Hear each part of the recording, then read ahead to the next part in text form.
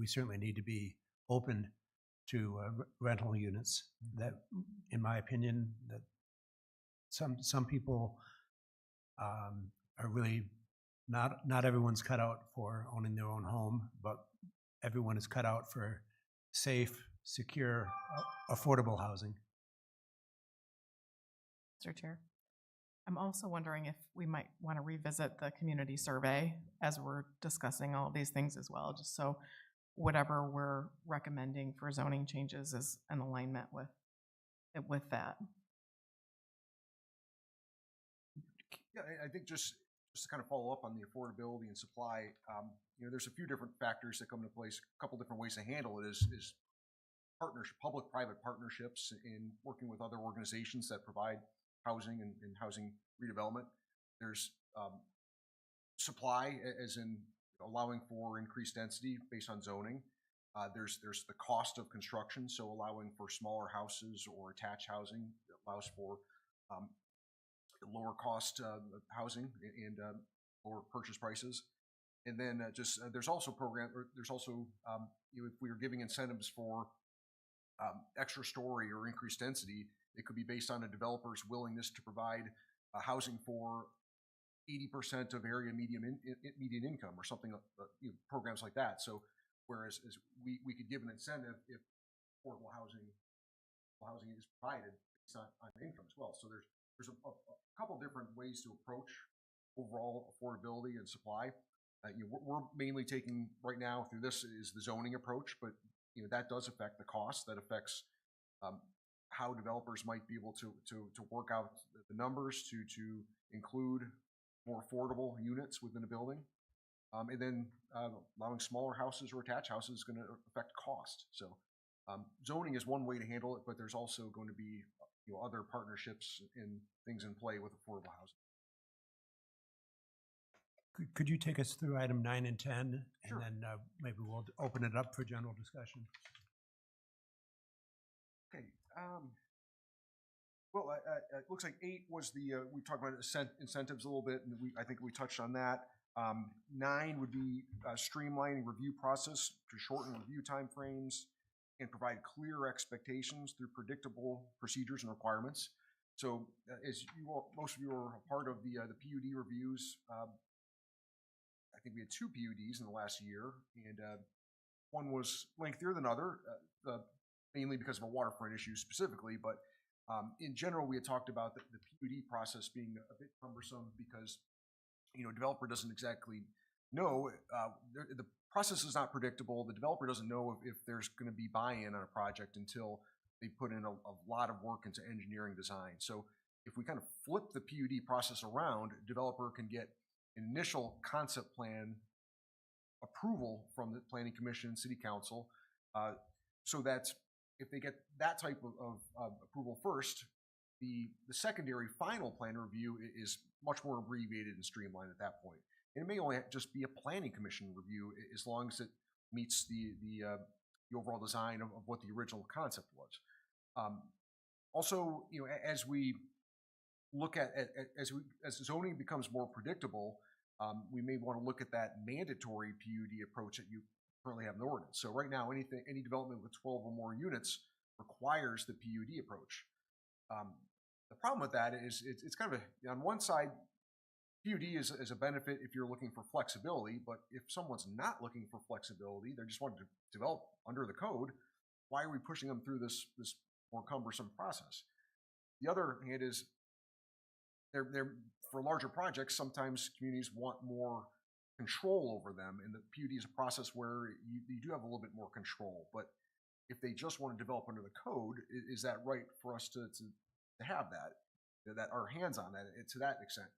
So I agree with that approach as well. But I think as we have more predictable, more refined zoning, we may loosen the grip on those larger development mandatory PUD provisions. So I think it's something to consider.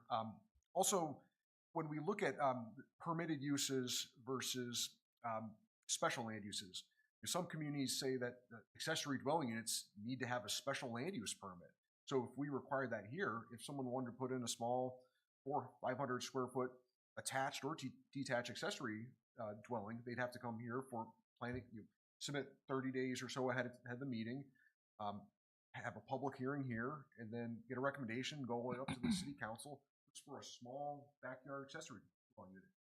Now, some communities still want that control just to make sure that something's not going to go in that's way out of line. But should something be going all the way to the council if we know that it's not really going to change, that design is not going to really change? And do we see situations, and I guess as we study this, with just an ADU example, if we look at these different areas where we might allow them, are we going to come across cases to where we find a property that an ADU is just not going to be appropriate based on neighboring property?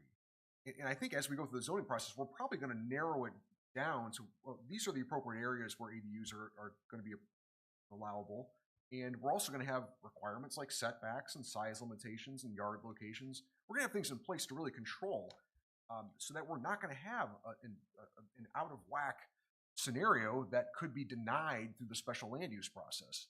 So that's just one example of things to consider. You know, what could be approved administratively, what it needs to be approved by the planning commission versus what needs to go all the way to city council.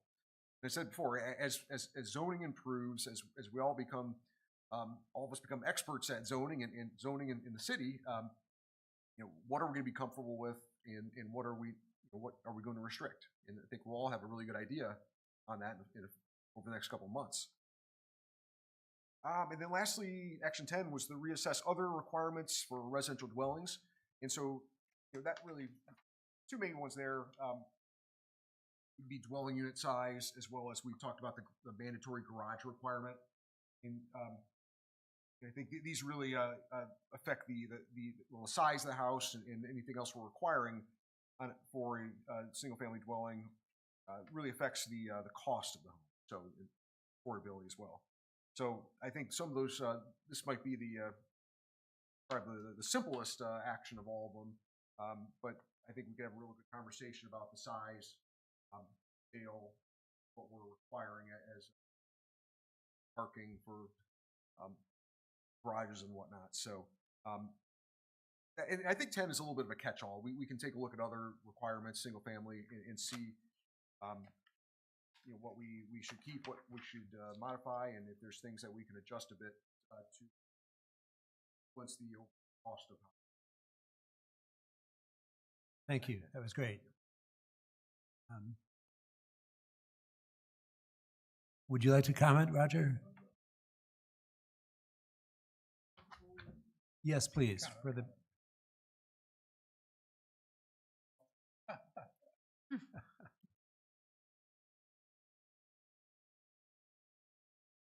should be on. This is a very complicated subject, and one that I think is worth looking into. All the scenarios that you talk about, the various pieces, parts, we're really getting talking around the edges, because there's only so much you can do of this, that, or this or that. I want to start with the Leppinks property. As I recall, that's a PUD.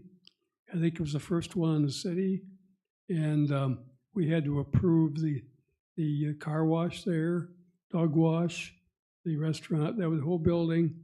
And one of the requirements we had was that Citadel fence on the corner, we made them do that. So it looked nice. My neighbors, and the entrance to the plaza.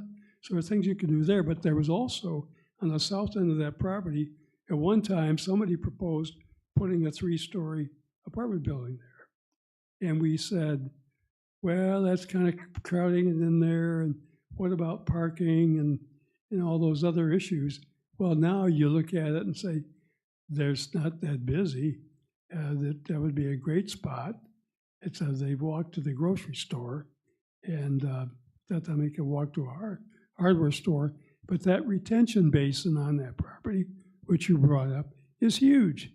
And I don't know who designed that in the first place to drain that property. It takes up so much room on the corner and out there. So there's lots of things you can do on that property, I think, that are already lend themselves to that.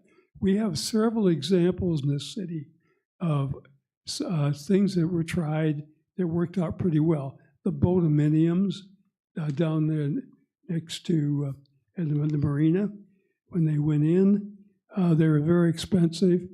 The market fell apart. They went almost to zero. Could have picked one up for nothing. Now they're worth a lot of money. The concept is great.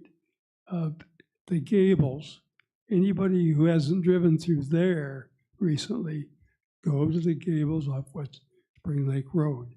There's a good example of quadruplexes, duplexes, zero lot lines, and you have it. There are a lot of units put into that one piece of property, and I was on the planning commission then, and some of that got biased. Shouldn't have been quite that dense. However, the people that bought there like it. They like the idea of no lawns to take care of. Everything else is taken care of. You're close to your neighbor. You can walk down to the lake. You can walk on the bike path. It's close to everything. So don't assume that what people want, but it takes me back to the quadruplex, and I think David touched on it, the Brockmeyer property. I brought that up. I said, why don't you put, this is what we have in Florida, a quadruplex, 2 up, 2 down, so you on either side, so you've got 4 units on one footprint. And I thought that would have worked well for that property. He needs 2 buildings instead of 4 buildings. But he didn't like the idea so much. But to think of different things you can do, because what you have as far as places for these things to go are very, very small. But you also have neighborhoods that are already small with 0 lot lines, the cottages right across the street over here, downtown area, what we call downtown, where the houses are. Those are all small lots to begin with. So the developer comes in, the city of Ferrysburg's open for business. That's what you have to look at. Well, if you want to be flexible, make sure the word gets out. Ferrysburg's flexible. City of Parks is flexible. Thank you. Thank you, Roger. I'd just like to point out the conclusion of David's memo is that over the next several meetings, we'll be working on this, and I guess David and I have kicked the idea back and forth whether to attack this piecemeal or kind of globally. And you're saying let's try to do it all together. Is that right, David? Well, I think we can start to address them one by one, and then we decide if we make significant progress, do we just work to set a hearing and make a recommendation to City Council on first 3, for example, or if we should work, get it to a place we're happy with, then move on to the next, and then pull it all together as one zoning package to recommend to City Council. So, and maybe we don't even need to make that decision tonight. We could always just begin one by one and see how it's all working out. And if we want to send some to council, we can do that. And I guess that maybe we just see how the process goes and decide how we want to handle it. But it's just something to consider is we have 10 or so general topic areas. Some of them may blend into others, but we'll be touching a lot, several sections of the zoning ordinance, and we'll just need to decide if it makes sense to even from the city council perspective, do they want to just consider one issue at a time? These are a lot of a variety of concepts we're going to be talking about. We're going from ADUs to apartment buildings. From the city council perspective, you may want to just look at one at a time, just because rather than switching gears between all these different topics. So I think that's something we can chat about over the next couple of months. Yeah, I think I'm good with our discussion tonight. Before we move on, I want to ask the rest of the commissioners, do they want to add anything else or ask any further questions tonight? I guess my only comment is, like, the way I see this is, like, I feel like we have such different areas in the city that in my head, I'm thinking like we would go through each one and be like, okay, where in the city is this one appropriate and where is this appropriate? And we just kind of like look at each different type of area in the city and go through each one and say, okay, what's appropriate here, and just kind of like list it out. 'Cause In particular, actions 4 and 5, I was thinking, Heather, that we might ask David for some first draft of where, do we say the whole city, or do we say maybe some areas are more logical than others? I think that's a really great comment, and I think I want to do some behind the scenes work just to give you enough to go by, because you're going to get this a week or so ahead of a meeting. So I want to do that groundwork for you ahead of time, so that we all identify different neighborhoods and then give you what you need to be able to make those decisions. So yeah, I think that's a great point, and we will look at it neighborhood by neighborhood, block by block in some cases, district by district. Jordan? Yeah, I mean, I just kind of view tonight as an overview. I feel like I'm digesting a lot of information. So I would like to see us kind of, as these meetings progress, take a couple actions at a time, and yeah, just really where it's appropriate, if we're interested in it, and go from there. Because yeah, this is a lot to do in one meeting, so I'd like a deeper dive on like 3 actions at a time or something like that. Yeah. I think that's a great point. If I make a quick point, we can almost break this out into chunks, like our downtown mixed use apartment building type conversation.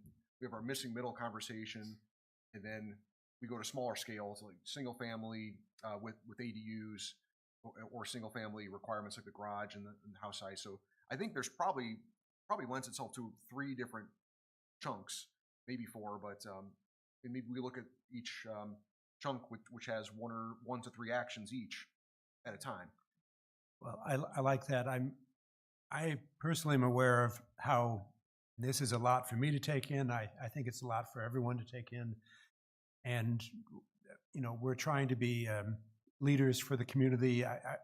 We can't make a recommendation unless we're well-versed and we've really given it time to consider.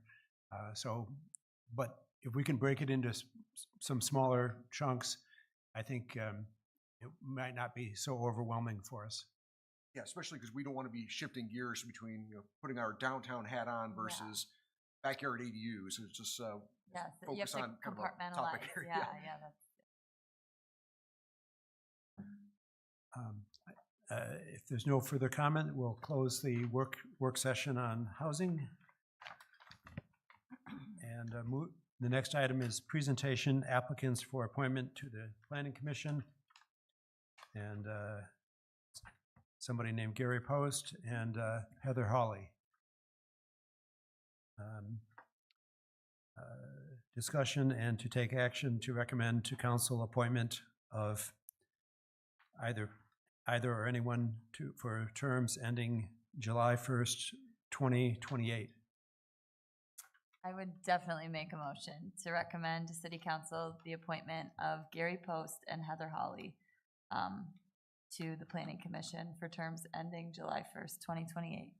Or Any discussion? Yes. I was just going to say thank you to you both. I really, I can't thank all the volunteers in the city enough that step forward, because sometimes this is not all that pleasant. And we deal with some sticky issues sometimes, and I appreciate all of you stepping forward. It means a lot. Thank you. Thank No, you. thanks. All those in favor? Aye. Aye. Opposed? Right. Yeah. I didn't know if we were gonna have to present or what. Second call for public comment. Okay. Zoning administrators report. No report. Chairman's report. This Saturday, the Kitchell-Linquist Dunes Board is hosting a community hike at 10 o'clock on May 3rd. And the following Saturday, May 10th, we'll be doing our first eradication effort, spotted knapweed. And we have a very talented young intern who will be leading that effort on Saturday, May 10th. I'd also like to call attention to these green flyers that are in the lobby of City Hall. 3C Community Church is on a drive to donate money from individuals that will be matched by a donor advisory fund with the Grand Haven Area Community Foundation, all to create a large collection of good-sized trees to be planted here in Ferrisburg. So it's an exciting opportunity to really green up Ferrisburg. And lastly, Craig, I don't know if everyone got the invitation to the Economic Development Training on May 23rd. Do you know if the other commissioners got that? I did. Did you email that out, Craig, to everybody? I don't recall. I would check. Is that the one that's at like 9 a.m.? Yes. Yeah, I think Yeah. you sent it to all of us, yeah. Okay, good. That's all my remarks. Heather? Well, thanks for reappointing me. I don't really have any other comments. Thank you for reapplying, both of you. Thank you. Thank you both. Mayor? It's always wonderful to see people re-enlist. I mean, we've got the same thing happening on city council as well, which is wonderful. So it's a good show of support. I did have a couple of questions for the city manager that involved the planning commission. The first one was, how are we sitting on Creekside? We see one building done. Are we gonna see 3 more and relatively soon? What buildings? Channel? Channel side. Channel side. Creekside, call it We haven't Creekside. seen any building permits come in yet. I see they're clearing the land though. So we are gonna see another one within the next year or two, you think? Yes. Yep. Okay. And then also on Brockmeyer and the 168th development, how's that timeline working out?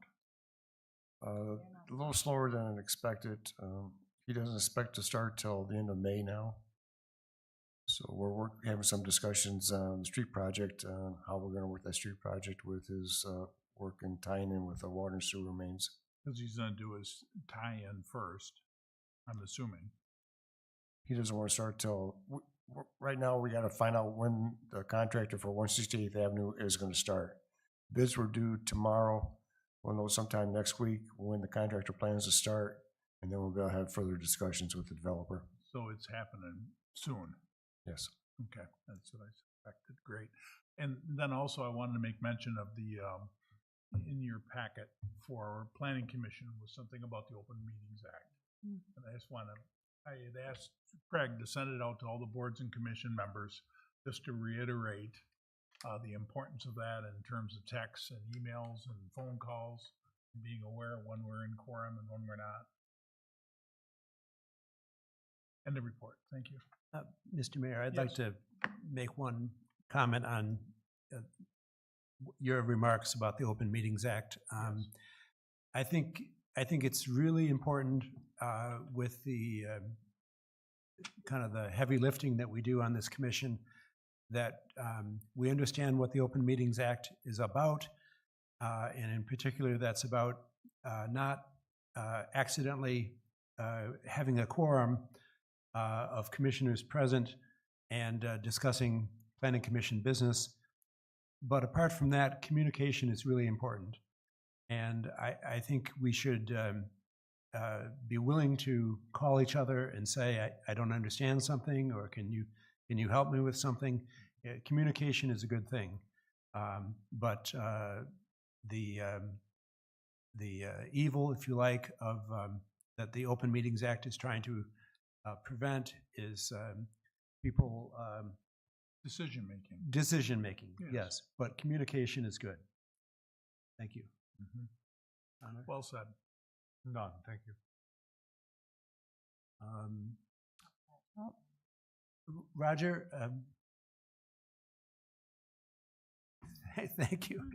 Thank you. I'm very happy to have you here tonight and have the mayor. It was a real treat. Our next meeting is as scheduled, Yep, June 5. June 5. Motion to adjourn? So moved. Or, All right, thank you. thank you.